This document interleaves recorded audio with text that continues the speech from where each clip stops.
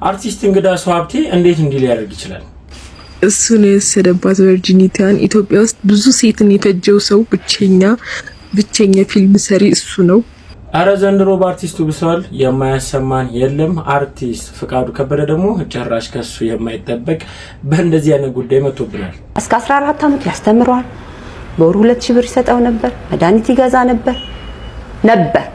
በቃ ከሆነ ሰዓት በኋላ የሆነ ቲያትር ይዞ ጀርመን ደርሶ ከመጣ በኋላ ፍቃዱ ማለት እንዴት ልበል የለም። ይሄ ስንደውል በቃ መደወል እኔ ቤት አልሄድም መቼስ ወይ ቲያትር ቤት ሄጄ ፍቃዱ መድረክ ላይ ወጥቼም ፍቃዱ አይደለም። የቲክቶኩ ንጉስ አዶናይ አሁንም እንግዲህ ለሀገሩ ትልልቅ ውለታ መዋሉን ቀጥሏል። እንዲህ ባለ መልኩ We have just arrived in Ethiopia. ሰላም ጤና ይስጥልኝ ውድ የቻናሌ ቤተሰቦች፣ ዛሬ እንደተለመደው ለእናንተ ወቅታዊና አዳዲስ መረጃ ዘር ጉዳዮችን ከተለያዩ የሶሻል ሚዲያ ፕላትፎርሞች ላይ ለእናንተ የሚገባችሁ የሚጠቅማችሁን መርጠን ወደ እናንተ ይዘን መጥተናል። እኔ ምንቴ ነኝ። ቻናሉ ደግሞ ምንቴ ቲዩኒቲ ነው። ሰብስክራይብ በማድረግ ቻናሉን ፋሚሊ እንድትሆኑ በትህትና እጠይቃችኋለሁ። እንዲሁም ደግሞ ፍቅራችሁን ላይክ በማድረግ ግለጹልኝ። ይዤ የመጣሁት መረጃ ለበርካቶች ተደራሽ እንዲሆን ስለሚረዳኝ ላይክ ማድረግ እንዳይረሳ ቤተሰቦች። እንዲሁም ደግሞ ይዣቸው በመጣኋቸው ቪዲዮዎች ላይ ሐሳብ አስተያየቴን የግል አመለካከቴን እገልጻለሁ። እናንተም ደግሞ ኮሜንት ሴክሽን ላይ ገብታችሁ በነፃነት ሐሳባችሁን ግለጹልኝ። ወደ ቪዲዮቹ እንሄዳለን። አብራችሁን ቆዩ።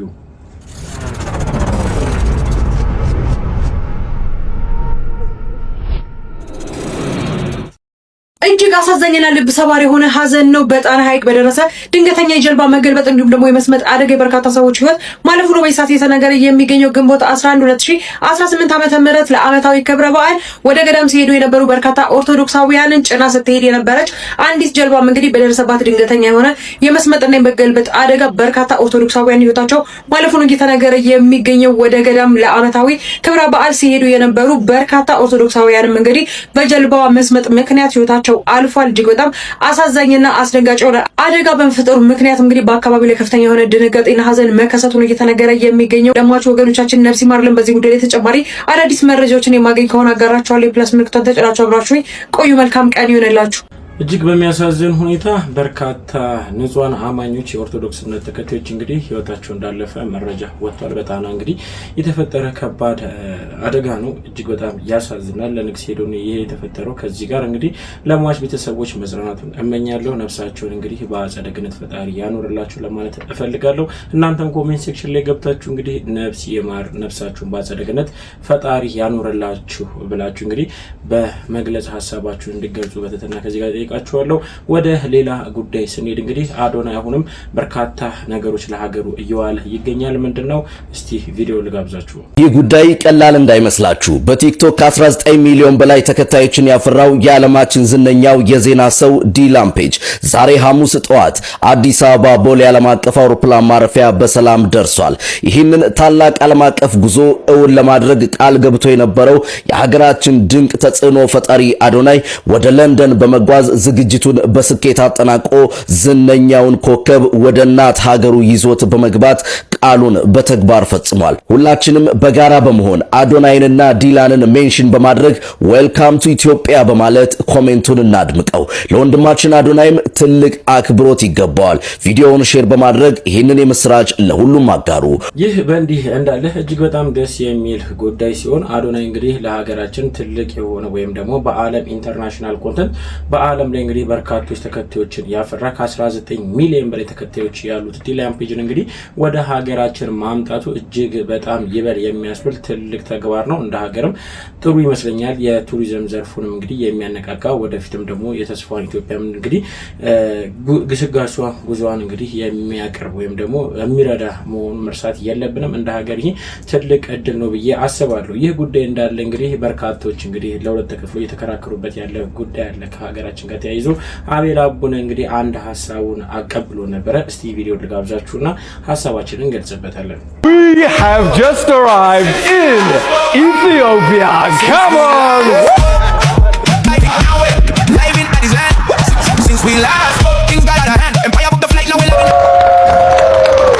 ሀገሬ ኢትዮጵያ ድንገተኛ እንግዳ የመጣባትን ብዙ ልጆች ያሏትን እናት ትመስለኛለች። እናቲቱ እንግዶቿ ሲመጡ አልጋ ስር፣ ሶፋ ስር፣ ጓዳ ውስጥ ያለውን ቆሻሻ ሳታጸዳ እንግዶቹ ብቻ የሚያዩትን የፊት ለፊቱን ነገር ብቻ አጽድታና አስውባ እንግዶቿን በደስታና በክብር የምትቀበል በጓዳ ያሉትን የተራቡትን ልጆቿን በቅባት አስውባ ጠግበዋል እያለች ለመጡት እንግዶች የምታስተዋወቅ እንግዶቿ ከልጆቿ የሚበልጡባት እንግዳ ተቀባይ እናት ትመስለኛለች። ደስ ይላል። እነዚህ ሁሉ ሰዎች ለሀገር ገጽታ ለሀገር ግንባታ የበኩላቸውን አስተዋጽኦ እያደረጉ እንደሆነ ባልክድም፣ ነገር ግን በጓዳ ያለውን ሪያሊቲ ለሌላው ባታሳዩትም ውስጥ ላለነው ለኛ ግን ለመቀየር ብትታገሉ ምናልባት ከግብዝነት ትወጣላችሁ ብዬ አምናለሁ። በተለይ ኢትዮጵያውያን ኮንቴንት ክሬተሮች፣ ኢንፍሉዌንሰሮች ብዙ ጊዜ የምትሰሩት ከህዝብ ጎን ሆናችሁ ሳይሆን ከሚጠቅማችሁ ጎን ብቻ ሆናችሁ እንደሆነ እየተመለከትኩ ነው። ቅጥ ያጣ የኑሮ ውድነት፣ ሃይባይ የሌለው የነጋዴዎች ስግብግብነት፣ ውጣ ውረድ የሚበዛበት ቢሮክራሲ ባለበት ሀገር ውስጥ እናንተ የፍለፊቱን መልካም ነገር ብቻ በማሳየት በጓዳ ያሉትን የብዙ እናቶች፣ ህፃናት፣ ወጣቶች ረሃብና ስቃይ ባላየ ያለፋችሁት ይመስለኛል። ኢንፍሉዌንሰር የሆናችሁት ከዚሁ ማህበረሰብ በተገኘ ተቀባይነትና ይሁንታ ነው። ሰው መስራት ያለባችሁ ነገር ካለ ስፔሻሊ የኑሮ ውድነት ላይ ህዝቡን እንደ ቀንበር የተጫነው አስቸጋሪ ኢኮኖሚያዊ ቀንበር ላይ አብራችሁ ከህዝብ ጋር በመተባበር ሀገርን በማያፈርስና በሚያንጽ መንገድ ውስጣዊ በሆነ መንገድ መስራት አስፈላጊ ይመስለኛል። አሁን የምታደርጉት ለሀገሪቷ በጎ እይታ እንዲኖር መፍጨርጨራችሁ፣ መድከማችሁ ራሱን ችሎ በጣም እጅግ የሚመሰገን ቢሆንም ነገር ግን ውስጣዊውን ቁስል ያላከመ ውጫዊ ተቀባይነት ለማግኘት መሯሯጥ እሱ ከግብዝነት ያለፈ ዓላማም ግብም ያለው አይመስለኝም። አዎ ኢትዮጵያ ብዙ ሀገሮች ሊጎበኙት የሚገባ ታሪካዊ ቅርስ፣ ባህልና ልዩ ልዩ ቋንቋን የሚናገሩ እጅግ የተዋቡ ብዙ ባህሎች፣ ብዙ ውበቶች ያለባት እግዚአብሔር የባረካት ሀገር ናት። ነገር ግን በራሳችን ስንፍናና ራስ ወዳድነት ይህንን ባህል የተሸከመውን ማህበረሰብ ኢኮኖሚ እንዲያጎብጠው አድርገን ቀና ማለት እስካይችል ድረስ ኑሮ እያንተፋተፈው ያለበት ሁኔታ ላይ ያለ ነው። ስለዚህ መጥተው እኛን መጎብኘታቸው የእኛን ጥሩ ነገር ማየታቸው እንዳለ ሆኖ በውስጥ ግን የምናውቀው ሰውን ሁሉ ያደከመ ኢኮኖሚያዊ ቀንበር በተቻለ መጠን ስግብግብ ነጋዴዎችና ህዝብ ላይ እንደ ቀንበር የተጫነውን አላስፈላጊ የሆነ አሰራር በማስወገድ ኢትዮጵያን የምር ከውስጥ ወደ ውጭ እንድትለወጥ ማድረግ ያለብን ይመስለኛል። ለዚህ ደግሞ ኢትዮጵያዊው ተባብሮ ኢንፍሉዌንሰር ያደረጋችሁ ኮንተንት ክሬተሮች አደራም ውለታም ያለባችሁ እንደሆነ መዘንጋት የለባችሁም የዚህ ህዝብ። ስለዚህ ገጽታ ለመገንባት የኢትዮጵያን መልካም ጎን ለማሳየት የምትችሉትን ያክል መስራታችሁ የሚያስመሰግናችሁ ቢሆንም ነገር ግን በውስጥ በኩል ያለውን ቁስል ያላከመ ውጫዊ ተቀባይነት ለማግኘት መንተፋተፍ አሁንም ግብዝነት እንደሆነ ልነግራችሁ ፈልጋለሁ። አዎ ውስጧ የተዋበ እናት አባቶቿን ያከበረች ወጣቶቿ ቀና ያሉባት ጥቂት ሀብት ያላቸው ሰዎች ብዙሃንን የማይጫኑበትን መልካም የሆነ ሀገር ለመፍጠር ከውስጥ ወደ ውጭ የሆነ ለውጥን ማምጣት ያለብን እንደሆነ መዘንጋት የለበትም። ከውጭ የሚመጣልን ጭብጨባ ውስጣችን የምር እስኪታወቅ ነው። ውስጣችንን አክመን ወንበር ላይ የተቀመጡ ስግብግብ ሹመኞችንና በቃኝ የማያውቁ ስግብግብ ነጋዴዎችን አደብ አስገዝተን ለሁላችንም እኩል ሀብቷንም በረከቷንም የምትሰጠንን ኢትዮጵያን እስክንገነባ ድረስ ሽንገላ ላይ ሳይሆን እውነታ ላይ ቆመን አብረን ተያይዘን መስራት ያለብን ይመስለኛል። ስለዚህ ኢንፍሉዌንሰሮች አሁንም ይህ ህዝብ ከእናንተ የሚጠብቀው እንግዳ መጥቶባት ፊት ለፊቱን አጽድታ ከአልጋ ስርና ከሶፋ ስር ያለውን ቆሻሻ እንደደበቀች ሰነፍ እንግዳ ተቀባይ የሆነችን ምድር መፍጠር ሳይሆን የምር ውስጧም ውጫዋም ያማረ ሁሉም ሊወዷት የሚችልን የተባበረች ኢትዮጵያን አንድ ላይ ሆነን መገንባት ነው ያለብን። ለዚህ ደግሞ የህዝብ አደራ ጊዜ የሰጣችሁ ኢንፍሉዌንሰሮች ላይ ወድቋል። ይህንን ማድረጋችሁ በጎ ነው። ነገር ግን ከውስጥ እንድትጀምሩ ነው ይህንን ቪዲዮ የሰራሁት። ይመቻችሁ። የአቤል አቡነ ሐሳብን ስመለከተው እኔ በራሴ እስማማበታለሁ። እጅግ በጣም ጥሩና ወይም ደግሞ መልካም የሆነ ሐሳብ ይመስለኛል። ሊታሰብበትም ይገባል። እንግዲህ በሀገራችን ላይ ያለው ወቅታዊ እንግዲህ የሰላምም እንዲሁም ደግሞ የኢኮኖሚም እያንዳንዱ ነገር ላይ እንግዲህ ፎከስ አድርጎ ሊሰራበት ይገባል። ሰላም የግድ ያስፈልጋል። በመላው ኢትዮጵያ እንግዲህ ያሉትን ሁኔታዎችን በደንብ አድርጎ ግልጽ ብሎ ቢታይ ወይም ደግሞ የሚመለከቱ አካል በዚህ ጉዳይ ላይ ጥልቅ የሆነ ጥናት አድርጎ ለሀገራችን የሚጠቅሙን የሚበጀውን እድገትና ልማትንም እንዲሁም ደግሞ ሰላምንም ለሀገራችን እንዲሰፍን ቢደረግ ተገቢ ነው ብዬ ሀሳብ መስጠት ፈልጋለሁ። እንግዲህ እናንተስ የአቤል አቡነ ሀሳብ እንዴት ተመለከታችሁት? ተጨማሪ እንግዲህ ቪዲዮ አለ ልጋብዛችሁ። እስከ 14 ዓመት ያስተምረዋል። በወር 2000 ብር ይሰጠው ነበር። መድኃኒት ይገዛ ነበር። በቃ ከሆነ ሰዓት በኋላ የሆነ ቲያትር ይዞ ጀርመን ደርሶ ከመጣ በኋላ ፍቃዱ ማለት እንዴት ልበል የለም። ይሄ ስንደውል በቃ መደወል እኔ ቤት አልሄድም መቼስ ወይ ቲያትር ቤት ሄጄ ፍቃዱ መድረክ ላይ ወጥቼም ፍቃዱ አይደለም ያለኝ አማራጭ በሚቀርባቸው ጓደኞቹ እየደወልኩ እየነገርኩ ጓደኞቹ ሊጠሩት ሊያገኙት አልቻሉም። ደረጀ ዱባይ ያገኘሁት ማን ነው?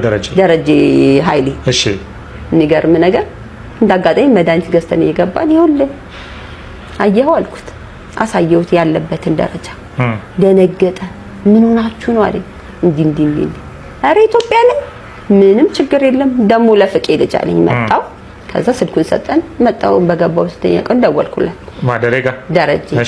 ከዛ አላገኘሁትም። በምን ላገኘው ስልኩ ዝግ ነው ሚሚዬ ምናምን አለኝ። እሺ ከዛ በስንት ቀን ደወልኩለት። አሁን ደረጀ ጋር ኃይለኛ ነሽ ተብሏል። ምን ማለት ነው አልኩት። ኃይለኝነት ማለት ተጨቀጭቀኝ። አዎ ሌላ አባት የለውማ። ሌላ አባት አለ? ሌላ ጋር ማንጋ ነው ደውዬ የምጨቀጭቀው ቤቢ እንደዚህ ሆነ ብዬ የምለው ለማንጋ ነው? ፍቃዱ ለጋ እኮ ነው አይደል? ሌላ አባት ቢኖር አዎ ሌላ አባት ጋር ደውዬ ና ውጣ ገባ እላለሁ አይደል? ሌላ አባት የለውማ። እሱ ያመመው ለምን ሚዲያ ላይ ወጣሽ? ሚዲያ ላይ ወጣሽ መቼ? ለምን ሚዲያ ላይ ወጣሽ? ለምን ስሜን አሳጣ? ቤተሰቦቼን ረበሻቸው፣ ልጆቼን ቃል በቃል ያለኝ ነው የምነግርህ። መቼ? የእርቅ ብለው ይመጡለት የዛለት ነው ያየሁት። በስንት ወራችን? በ4 ወር ነው ምናምን። ለምን በ5 ወራችን ነው ምናምን። በቃ ካጣ ነው ረጅም ተስፋ ከቆረጥኩ በኋላ ሚዲያ ላይ ከተግሌላ ጋር ከወጣው በኋላ እንገረም ተሯሩጦ ይዞት መጣ። ቀርቁም ወደ ሆነ የሆነ ነገር የሚሰጣት ተባለ። አወራለ ገና ያላወራው ብዙ አለ። ይዞት መጣ ይዛለት። ከዛ ቤተክርስቲያን ቁጭ ብለን ተወጫለሽ ቢያ አንድ ቀን አስቤ አላቅም ነበር አለ። እንዴ ነው ያለኝ። ለምን አልኩት። አይኔ እያየ ልጄ ሲሞት አላየውም አልኩት። ግን ይሄን ያለ እኔ ክፉ ነኝ አለኝ። ክፉ አይደለህም ግን አሁን ክፉ ሆንክ። በቃ ለልጅ ጨከንክ። በስጨክንበት ደግሞ እኔ ልጄ ማዳን አለብኝ። አንተ ልጆች ስላሉክ ምንም አይመስልህም። አንተ ፍቃዱ እኮ አንተ እሺ ከኔ ጋር አይኖር ቶ መብቱን ልጅ ወለደ አይደል? ይሄ ልጅ አይደለም ከእህትና ከወንድሞቹ ጋር መገናኘት የለበትም? ቤቱ እኮ ወስዶት አያውቅም። ይህ መረጃ እንግዲህ በቲክቶክ ፕላትፎርም እንዲሁም በዩቲዩብ በተለያዩ ፕላትፎርሞች ብቻ ሶሻል ሚዲያ ላይ እየተጋራ በርካቶች ሀሳባቸውን ሲያንጸባርቁበት እኛ ምንድነው ያይበት ይዤ መጥቶኝ። በነገራችሁ ላይ ከአርቲስቶች ጋር ተያይዞ ከጊዜ በኋላ እየወጡ ያሉ መረጃዎች እጅግ በጣም ከነሱ የማይጠበቅ የወረደ ተግባር ወይም ደግሞ የዱርዬ ተግባር ማለት እንችላለን። እንደዚህ አይነት ድርጊቶችን እየፈጸሙ የሚመጡት መረጃዎች እንግዲህ ከዚህ ጋር ተያይዞ ለአርቲስት ፍቃዱ ከበደ እንግዲህ በርካቶች የተለያየ ሀሳብ ሲሰጡ ነበር። እናንተስ እስቲ ይሄንን ጉዳይ እንዴት ተመለከታችሁ? ሀሳባችሁን ስጡበት ብዬ ወደ እናንተ አሳለፍኩት። ሌላኛው ጉዳይ ደግሞ እንግዲህ እንግዳ ሰው ሀብቴ በርካቶች የሚያደንቁት በርካቶች የሚወዱት ትልቅ አንጋፋ የሆነ አርቲስት እንደመሆኑ እንግዲህ ከሱ የሚጠበቅ ወይም ደግሞ አሪያ እንደመሆኑ በርካቶች ከሱ የሚጠብቁት ነገር አለ። እንግዲህ በቲክቶክ ፕላትፎርም ላይ ሰሞኑ ከሱ ጋር ተያይዞ እየተዘዋወረ ያለ አንድ መረጃ አለ። እስቲ ቪዲዮ ልጋብዛችሁና ሀሳባችንን እንሰጥበታለን። እሱን የወሰደባት ቨርጂኒቲያን ኢትዮጵያ ውስጥ ብዙ ሴትን የፈጀው ሰው ብቸኛ ፊልም ሰሪ እሱ ነው። የመጀመሪያውን ቨርጂኒቲያን የሰጠችው ለመጀመሪያ የኢትዮጵያ ፊልም ሰሪ ነው። ታዋቂ ነው። ስሙ ማን ነው? ሰምጥሪ ሜላት በውስጥ ነግረሃለሁ። ችግር የለውም እዚሁ ተናገሪ። ማን ያውቃል? ይሄ ጆሮ የሆነ ጆሮ እንትን ነገር ያለበት አለ አይደለ? ጆሮ ላይ እንደዚህ የሆነ ውስጡ ላይ የሆነ ብቻ እንግዳ ሰው ምናምን መሰለኝ። ስሙ እንግዳ ሰው ነው። ይሄ ጆሮ የሆነ እንትን ነገር አለ። እሺ ምን አደረገ? እሱን የወሰደባት ቨርጂኒቲያን ኢትዮጵያ ውስጥ ብዙ ሴትን የፈጀው ሰው ብቸኛ ፊልም ሰሪ እሱ ነው። በጣም የብዙ ሴትን በቃ የፈጀው። አዎ እኔ ይህንን ቪዲዮ ከተመለከትኩኝ በኋላ የራሴን ሐሳብ ለመግለጽ እንደሳ አንድ ነገር ያሰብኩት ነገር ሳስበው ይህ ነገር እንደ ስም ማጥፋትም ሊሆን ይችላል ብዬ ሐሳብ አለብኝ። እንዲሁም ደግሞ የስም ማጥፋትም ባይሆን ደግሞ እንደዚህ አይነት ድርጊት ይፈጽማል ብዬ የማላስበው አርቲስት ስለሆነ ይህንን ጉዳይ መቀበል ትንሽ ከብዶኛል። እንግዲህ በርካቶች ይህን ሐሳብን ወይም ደግሞ ይህን ቪዲዮ በተመለከቱ ሰዓት የተለያየ የግል አመለካከታቸውን ሲገልጹ ነበር። እንደኔ ግምት ግን እንግዳሰው ሀብቴ ወይም ደግሞ ቴዲ ተብሎ ነው የሚጠራው እንግዲህ እጅግ በጣም በፊልም ኢንዱስትሪ ውስጥ ትልቅ ስራ ከሰሩ አርቲስቶች መካከል አንዱ ነውና እንዲህ በወረደ ድርጊት የሚታሰብ ወይም ደግሞ እንደዚህ አይነት በወረደ ድርጊት የሚገመት የሚጠረጠር ሰው አይመስለኝም ብዬ ራሴን አመለካከትን ገለጽኩኝ። እናንተ እስከ ቪዲዮ ተነስታችሁ ምን አይነት ሐሳብ አላችሁ? ይህን ድርጊትን ይፈጽሙ ይመስላችኋል ወይንስ አልፈጽሙ? ሐሳባችሁ በነጻነት ግለጹልኝ። ተጨማሪ ቪዲዮ አለ ልጋብዛችሁ። የእመቤታችን ድንቅ ስራ አላሳያችሁ።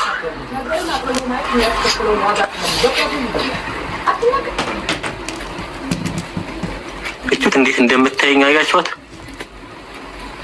እቹት ከስር ከነ ልጇ መጣች።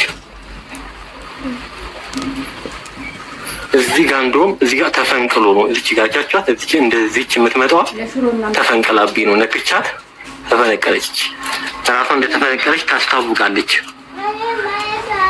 እና ሁሌ እዚህ ጋር ስቆም ታየኛለች። ሁሌ ማለት እንደውን አይታይም። በስክሪኑ እንደዚህ ቀርጸው በደንብ አትታይም።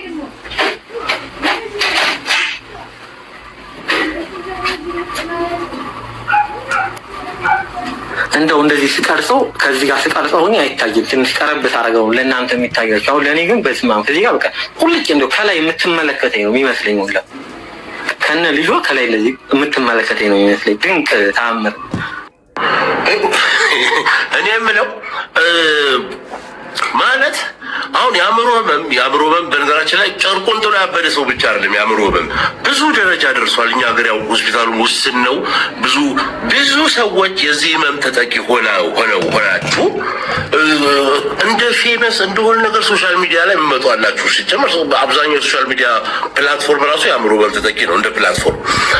እኔ የምልህ ወንድሜ ይህን የመሰለ ልጅ ይላሉ እናቶች፣ ይህን የመሰለ ልጅ በትንሽ መውረድ የምትስተካከል የነበርክ ሰውዬ አሁን አወሳሰብኩ። አሁን ውሉ እንደማይገኝ አድርገህ ነው እየሄድከው። ግድግዳን ቀለም አታስቀባም እንዲህ ሲጀምር ግድግዳ ስር ውሃ ወርዝቶና ፍሶ የወጣ እንትን ሌላ ታሪክ ውስጥ ገብተህ ሲጀመር እንደው ማርያም እዛ ስር ምን ትሰራለች? አንተ ኩሽና ውስጥ መሬት ላይ ተአምር ነው መቼም ተአምር አይደለም እንትን ነው ችግር አለ። በቃ ታከም ወይ እንዴ ከጎን ሰው ዘንድሮ ግን ሰዎች ከጎናችሁ ሰው ጠፋ እንዴ? በፊት ከጎን ያለ ሰው አይነግርህም ምናምን ይባላል። አሁን ጎናችሁ ባዶ ሆነ እንዴ? በግራም በቀኝም በኩል ሊነግሩ በዚህ ደረጃ እንደው ተአምር የምትል ሰው ኮንክ አስረው ጠበል ሊወስዱ እኮ ይገባል እኮ። ግድግዳህን አስቀባ። ወደ ላይ ታይኛለች። የት ጋር የምትቀመጠው አንተ? ሲጀመር ምስሉ ያለበት ያልከው ራሱ ታች ነው። ኮርኒስ ላይ ነው እንደምንኖረው። ወደ ላይ የምታይ ከሆነ ኮርኒስ ላይ ነው ማለት ነው። አንተ ህመም ነው በቃ ህመም ነው። ግድ የለም እሺ በለኝ። እጅን ስጥና ማን ነው ዘመድ ጥራና ፖሊስ አባልም ነው ዘመድ ጥራና ይውሰዱ። የሚከተል ሰው ያሳዝነኛል። አይዞ በርታ፣ መቼም ድንቅ ተአምራት ነው፣ መቼም የሰው አስራ ይባላል። የኔ ተአምራት ምንም የለ። አይንን ጨፍነው ወደ ደመና ካየም 19 ፈረስ ልታይ ትችላለህ። 50 ዳይኖሰር ሲበር ልታይ ትችላለህ። እግዚአብሔር አየሁት ልትል ትችላለህ። ደመና ቅርጸ ብዙ ነው ልጅ እንደ ቅርጸ ብዙ አንተ ያየኸውን ባየ ቁጥር እየሳትክ አሁን ለልጓም የማትመች ነው የምትሆነው። አሁን እንደዚህ ማሰብ ማድረግ አይቻልም። አሁን እየሄድክ ነው። ግድግዳን አስቀባ፣ ቤትን አጽዳ። ቤት በቆሸሸ ቁጥር የተለያየ ቅርጻ ቅርጽ ይገኛል። ምግብ በልተህ ባልታጠበ እጅ ከነካው የእጅ ምልክት ደግሞ ነገ ጠዋት ቅዱስ እንትና አየሁ ልትል ነው። ምን ይላል እንዳው አንዳንድ ጊዜ ሶሻል ሚዲያ የጤነኞች ብቻ አይመስለኝም። በጣም ብዙ እብዶችን የሚያካትትም ይመስለኛል። ሰመረ ባሪያም የተናገረው ልክ ነው። እውነት ለመናገር በምን አይነት ኮንቴክስት ነው እንደዚህ አይነት ጉዳይን እንግዲህ ተአምር ነው ብሎ በሶሻል ሚዲያ ላይ ለተመልካቾቹ፣ ለአድናቂዎቹ፣ ለተከታዮቹ ማቀበል እጅግ በጣም የሚያሳፍር ድርጊት ይመስለኛል። ሰመረ ባሪያውም እንግዲህ ተመጣጣኝ ምላሽ እንደሰጠው አይሆፕ ተስፋ አድርጋለሁ። እናንተስ እንዴት ተመለከታችሁት? የልጁን ሀሳብን ወይም ደግሞ የሰመረ ባሪያውን ደግሞ የሰጠው ምላሽ እንዴት ተመለከታችሁት? ሀሳባችሁን ስጡበት። በተጨማሪም ደግሞ ከነጻነት ወርቅነህ ጋር በተያያዘ ቤተሰቦቹ እንግዲህ በተወለደበት ወይም ደግሞ በቤተሰቦቹ የአባት እናቱ ሀገር በመገኘት እንግዲህ ህርማቸውን አውጥቷል። ከዛ ጋር ተያይዞ እንግዲህ የተለያዩ ቪዲዮዎች ተለቆ ነበረ። እስቲ ቪዲዮውን ላቀብላችሁና ሀሳባችን እንሰጥበታለን።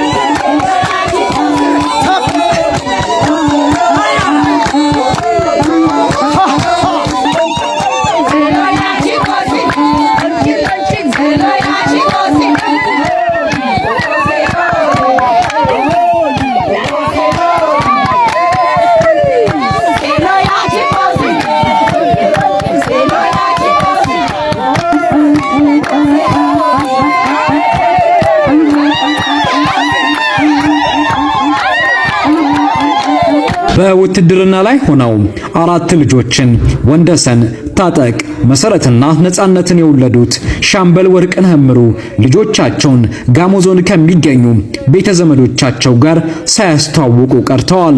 ሁሉ ጊዜ በቃ ወስዳቸዋለሁ ነው ወስዳላቸው ነው የሚለው። ኡራኤል ቤተክርስቲያን የጸሎት ፕሮግራም ነበርና የሆነ አንድ አጭር ልጅ ጀርባ ይነካኝና ስልክን ስጠኝ፣ ከደቡብ ነው የመጣው ታዲያ ከደቡብ ነው የመጣው ስልክን ስጠኝ ሲለኝ ሰጠሁት። ምናልባት ምን ሊፈጠር ይችላል ብዬ ሰጠሁት። ከዛ በኋላ ነው ሃሌሉያ የተደዋወልን በአጋጣሚ ወዲያውኑ ለቅሶ እንደሆነ ልመጣ አስበን ነበረ። መሀል ላይ የሚዲያ ግጭት ተፈጠረ። ያንን ነገር ለማስተካከል ስንል ያው ጊዜው እግዚአብሔር የፈቀደው ዛሬ ስለሆነ ዛሬ መጣን። ተወዳጁ የኪነ ጥበብ ባለሙያ ነጻነት ወርቅነህ ህልፈት ከተሰማ ወዲህ ቀደም ሲል አባታቸውን ያውቁ የነበሩ ሰዎች በክፍለ ሀገር የሚገኙ የአርቲስቱ አባት ቤተ ዘመዶች እርማችንን እናውጣ በማለት በጠየቁት ጥያቄ መሰረት የአርቲስት ነጻነት ወርቅነህ የለቅሶ ስነ ስርዓት በአባቱ ትውልድ ሀገር በጋሞ ዞን ጨንቻ ዙሪያ ወረዳ ዶኮሎሻ የነጻነት ወንድም ወንደሰንና እህቱ መሰረት በተገኙበት በባህላዊ ስነ ስርዓት ተከናውኗል።